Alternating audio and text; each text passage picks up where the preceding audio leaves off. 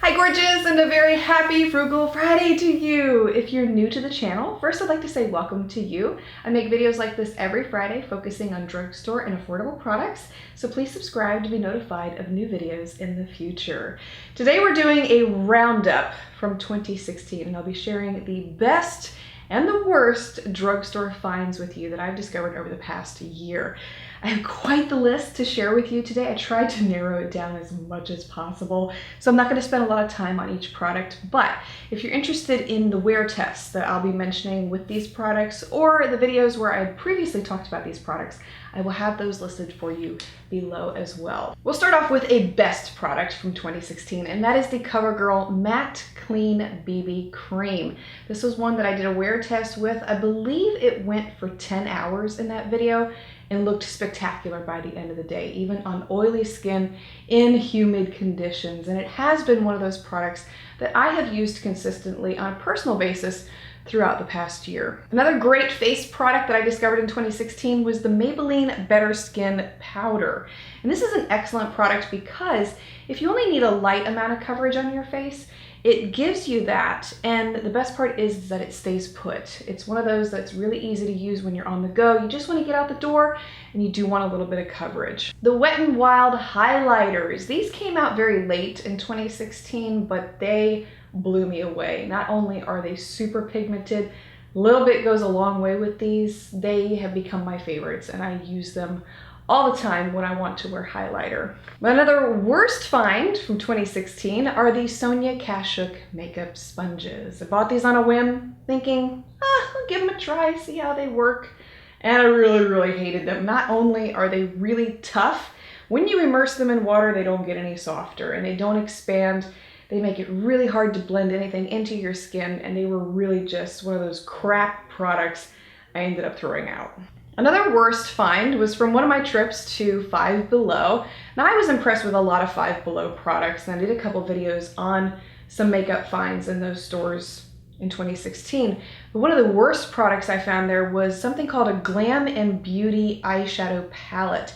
And a lot of you said that it looked like the Maybelline Nudes palette. I think that was the one it was compared to. And you're right, same kind of pigmentation. It didn't show up on the eyes at all. The eyeshadows were rather chalky. And in that case, you really did get what you paid for. But another one of my favorites that I discovered in 2016 are the LA Girl Chubby Cheek Stains. These are phenomenal, excellent pigmentation, very easy to blend into the skin. They have a creamy consistency to them, and the color range that they offer is just beautiful on top of that. One of my go-to favorites of the year that didn't start out that way is the NYX Micro Brow in the shade Auburn, and this is my go-to brow pencil. It's the one that I use all the time. I initially did not like the quality of it, and I did do a comparison between it and the Anastasia Brow Wiz. But over time, I started using it more and more. I found it to be a beautiful color match with my hair color. It looks very natural.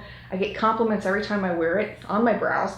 And I've gone through at least 7 of them over the past year. And even right now, I have 3 backups in one of my drawers, so really is one I can't live without now. The Maybelline Lasting Drama Eyeliners. These are fantastic. Not only are they richly pigmented, they have an awesome color range to choose from. I think I bought them in every single color, but they last a ridiculously long time on the waterline too. I did do a wear test with these, and I want to say that they went for 10, possibly 14 hours without movement on the lower lash line. And that is spectacular for a drugstore product. Another crap product to share with you for this past year is the Flower Translucent Powder. I've tested out a number of products from the Flower line. I've liked most of them, but this powder was just not at all what I wanted it to be. It did not blend into the skin. It actually sat on top of the skin. Didn't last on my skin worth a flip either. And for the price that you pay for this, I think it's around $10. It isn't worth it. There are cheaper powders in the drugstore that perform a lot better. Maybelline had quite an impact on me over the past year, much more than they have in the past. I've been disappointed by a lot of their face products previously.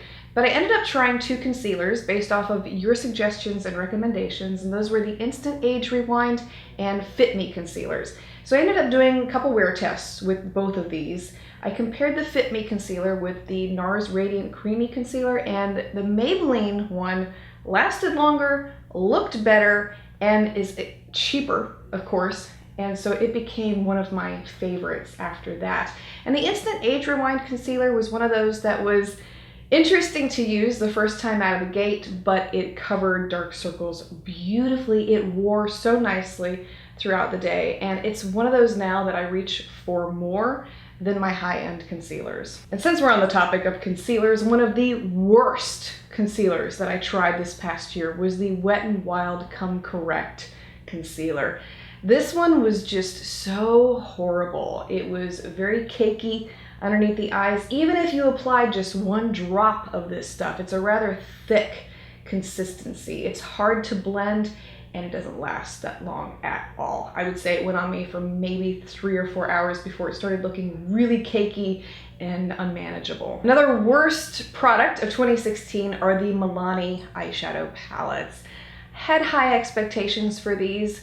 When you first apply them, they do go on nicely. They look very pigmented on the eyes, but they don't stay that way. They fade rather quickly throughout the day. They look terrible, which is really disappointing for Milani, so I don't recommend those at all. And we can't talk about the best and the worst products of 2016 without mentioning the Beauty Treats palettes. And these are mini palettes that I discovered at Five Below for $2 a piece.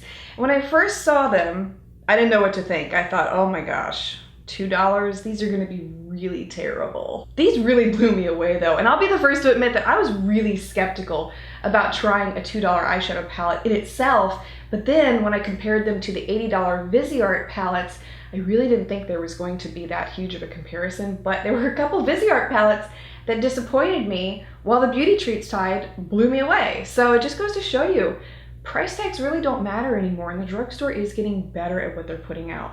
2 more favorite finds, and I'll group these together because they do come as a packaged set, and that is the Winged Eyeliner Stencil from Kiss and their gel eyeliner. I did do a whole video showing how to use the stencil and all the different looks that you get with it.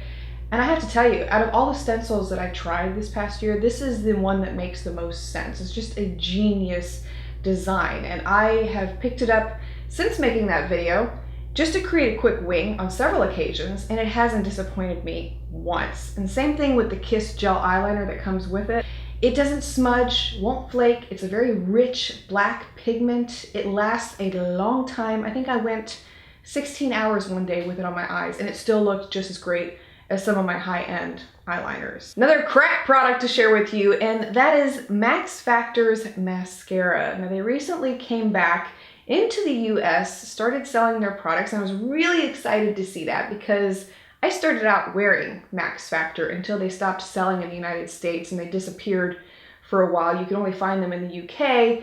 You had to special order their stuff, and their 2,000 calorie mascara was my favorite for so many years. So when I saw them come back, I was really excited, bought their mascara without any hesitation, but I have to tell you, really disappointed by it. They've changed the formula somehow. It doesn't give me any length, no volume, looks terrible on the eyes. The lashes fall flat, it smudges, it flakes, it moves, it transfers. It's horrible. Those are all my favorites and flops from the drugstore for 2016, and please feel free to share yours below as well. I look forward to discovering many more with you in 2017. Thank you so much for being subscribed to this channel. Really appreciate your support. I hope you have a beautiful weekend and a very Merry Christmas to you from our family to yours.